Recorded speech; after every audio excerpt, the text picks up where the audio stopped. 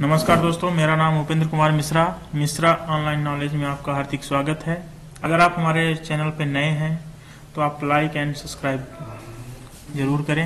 आज हम आपको बताएंगे कि मध्य प्रदेश रोजगार पोर्टल में हम अपना रजिस्ट्रेशन कैसे कर सकते हैं। तो मध्य प्रदेश रोजगार पोर्टल में रजिस्ट्रेशन करने के लिए सबसे पहले किसी भी ब्राउजर से हम मध्य प्रदेश रोजगार के ऑफिशियल साइट पे जाएंगे, फिर मध्य प्रदेश रोजगार पोर्टल को ओपन करेंगे। मध्य प्रदेश रोजगार पोर्टल को ओपन करने के बाद इस तरह का आएगा ऑफिशियल साइट। इसमें यहाँ पे लिखा हुआ है कि पंजीयन, नवीनीकरण या अपडेट करें।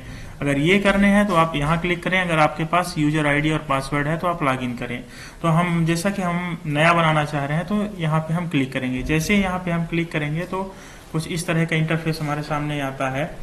तो हमने यहाँ पे अपना फर्स्ट नाम डाल देते हैं और लास्ट नाम, फिर इसके बाद मोबाइल नंबर, फिर ईमेल आईडी, फिर इसके बाद अपना पासवर्ड जैसे आप इंटरनेट बैंकिंग का या बनाते हैं उस तरह से आप बना सकते हैं।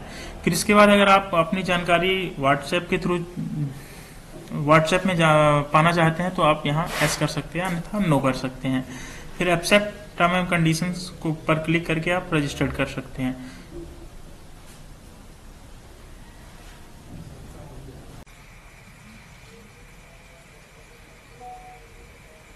जैसे ही वहाँ से हम लॉगिन हो जाते हैं, लॉगिन होने के बाद सबसे पहले यहाँ हम अपनी आईडी डाल देते हैं। अगर आपके पास पुराना पंजीयन है तो आप पुराना पंजीयन भी डाल सकते हैं। यहाँ हम अपनी आईडी डाल देते हैं। फिर इसके बाद ये फर्स्ट नेम जो है और लास्ट नेम ये अपने आईडी जो हम अपना समग्र आईडी डालते हैं उससे आ जाता है। आवेदक का पिता का नाम डालना पड़ता है। अगर आपका वहाँ समग्र आईडी में ऐड है तो वहाँ से ये यहाँ ऑटोमेटिक ले लेगा। फिर इसके बाद मैरिड की स्थिति भी वहाँ होगा। जन्मतिथि यहाँ इंटर नहीं करना पड़ेगा क्योंकि जन्मतिथि वहाँ से समग्र आईडी से आ जाती है। इसके बाद आवेदक का धर्म यहाँ इंटर करना पड़ेगा, आपकी श्रेणी चुनना पड़ेगा।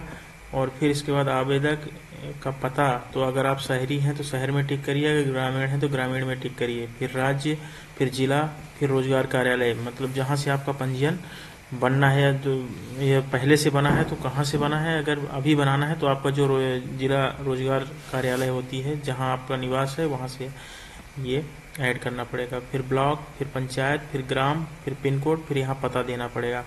फिर क्या आवेदक निःशक्तजन है तो अगर आप विकलांग में हैं तो एस करिए, अगर नहीं है तो नो करिए।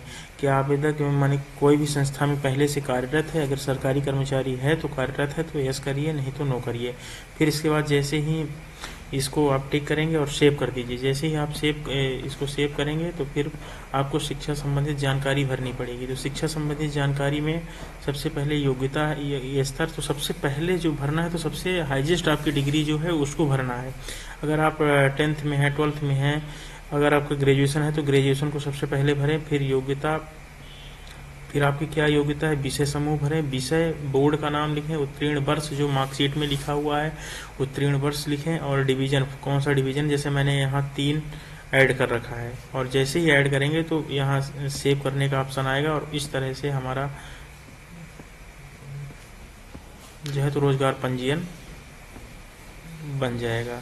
तो घबराएं नहीं, आराम से भरें। अगर आपको समग्र आईडी में ऐड करना है तो अगर न्यू है तो ऐड करना पड़ेगा। अगर समग्र आईडी में कोई भी दिक्कत हो रही है तो आप अपने KYC के थ्रू समग्र आईडी को ठीक कर सकते हैं आधार कार्ड से लिंक करके। तो आधार कार्ड से जब लिंक कर देंगे तो आधार कार्ड की उसमें पूरी जानकारी सेव हो जाएगी। तो इस तरह से हम अपना एक रोजगार पंजीयन प्रिंट कर सकते हैं। Thank you.